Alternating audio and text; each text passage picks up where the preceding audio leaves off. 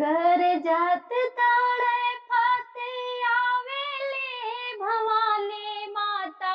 है गंवर वही लोगवाना है गंवर वही लोगवाना मैया के भासवा न समझई है गंवर वही लोगवाना घर जात ताड़े पाते आवेली भवानी माता है गंवर वही लोगवाना मैया के भासवा न समझई है गंवर वही लोगवाना भासवा तो समझई है पंडित छोकरवा है सबेर वही भोरवाना है सबेर वही भोरवाना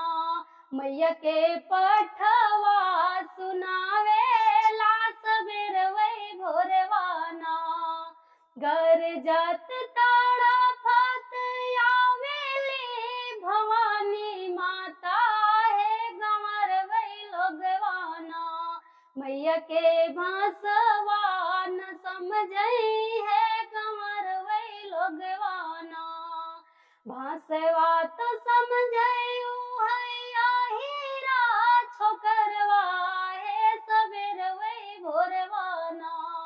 है सबेर वही भोरवाना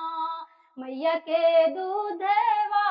चढ़ावेला सबेर वही भोरवाना मैया के दूधवा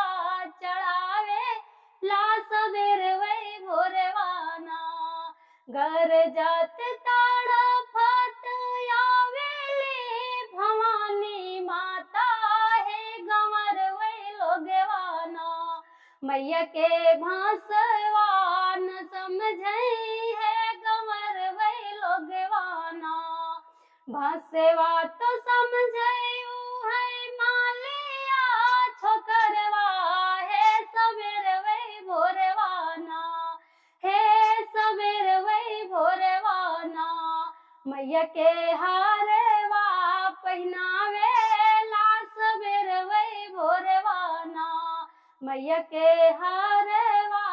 पहनावेला सबेर वही भोरवाना घर जात ताड़ा फाती आवेली भवानी माता है गंवर वही लोगवाना है गंवर वही लोगवाना मैया के भासवा न समझई है गंवर वही लोगवाना भासवा तो समझई है राजवा छोकरवा है सबेर वही भोरवाना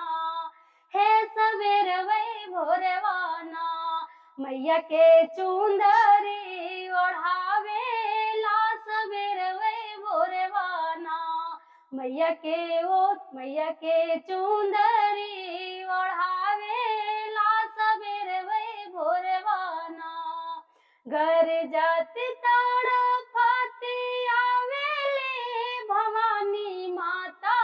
है गंवर वही लोगवाना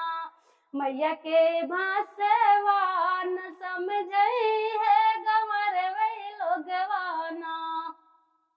मेरा गाना अच्छा लगा हो तो प्लीज मेरे गाने को लाइक और सब्सक्राइब जरूर करिएगा। जय मां शारदा।